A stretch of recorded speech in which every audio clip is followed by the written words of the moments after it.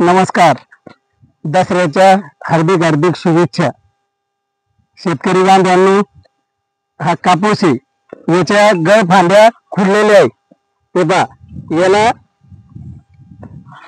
कमीच कमी 25-25 कैरे तयार आहे. हे गळ फांद्याला हे झाड आहे.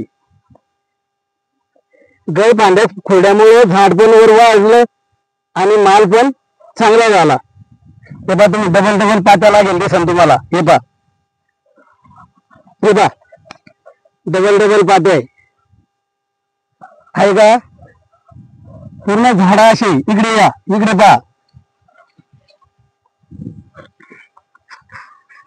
हे पहा, इकडे या. हे पहा, नंबर 1 कापूस केला. फक्त गळ फांद्या खुरड्या, फवारण्या पण 5-7 झाले. असं काही नाही का कमी आहे म्हणून तुम्हाला सांगायचं. एवढ्या फवारण्या केलेल्या आहे. त्या कापूस बी असा चकाचकी. आमचे मित्र संजीव आणि त्याला पाहायला त्याला बोला कापूस कसा आहे. सर्व शेतकऱ्यांना दसऱ्याच्या हार्दिक शुभेच्छा. कैलास शेटने खूप चांगल्या पद्धतीने नियोजन केलं. गळ फांदी खुडल्यामुळे कपाशीचे वाढ पण झाली. पुन्हा एका फांदीला 25-25, 30-30 पात्या लागलेल्या आहे. आम्ही समक्ष पाहत आहोत. एकदम चांगल्या प्रकारे नियोजन केलेलं आहे.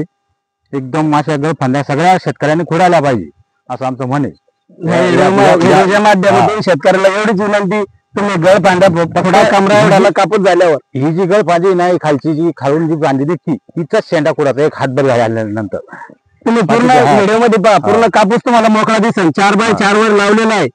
पूर्ण ते पूर्ण टोटल कापूस असा राहील आणि अडचण सुद्धा होणार नाही. याचाला अडचण नाही होणार. पण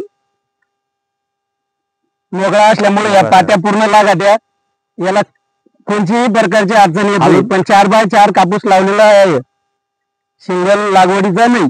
खालून खुडल्यापेक्षा गळ फांदी काही शेतकरी खालून खुडल्यापेक्षा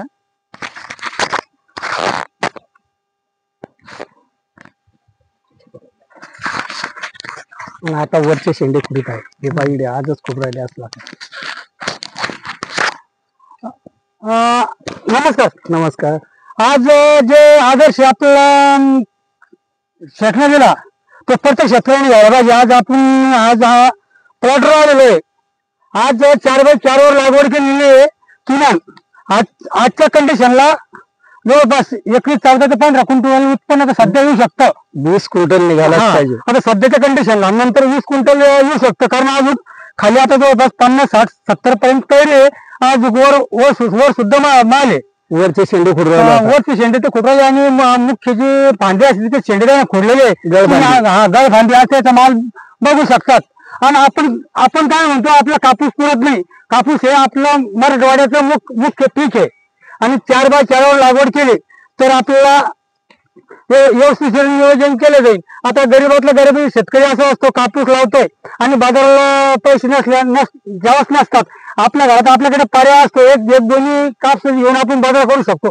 त्याला शेळी बकरी सारखं मेंढी सारखं आपल्याला एक कापसाचं मुख्य शेतकऱ्याकरता एक मुख्य पीक आहे. त्यातून आपण आज बघू शकतात. आधी ही गळ फांदीचा शेंडा खोडलेला आहे. आज 20 ते 25 कैरे आज तयार झालेला आहे. तर सर वाण कोणतं तुम्ही सांगू शकता का मला? वाण आहे लिडर आहे. हो. कारण आम्ही त्याने आपल्या कोणत्या काही कंपनीचं मार्केटिंग नुसार नाही करतो. पण कोणतंही वाण असलं तर 100% असं होतं.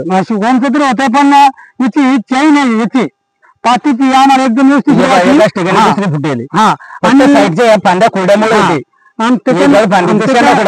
त्याच्यानंतर काय झालेलं आहे, प्रत्येक याच्यावर फुटवा आहे तिला. असे 2200 तुम्ही 5 आणि या गळ फांदीच्या 25 आणि 25 50 आणि त्या 25-50 हे पण 100 झाले. 4x4 वर असून सरी एका ठिकाणी 2 बी लावलेले आहे. तरी आपण प्रत्येक शेतकऱ्यांना शेतचा आदर्श घेऊन आपण जे तुम्ही सांगता तसं नियोजन करणं हे गरजेचं आहे. आणि आज त्याची गरज आहे. धन्यवाद.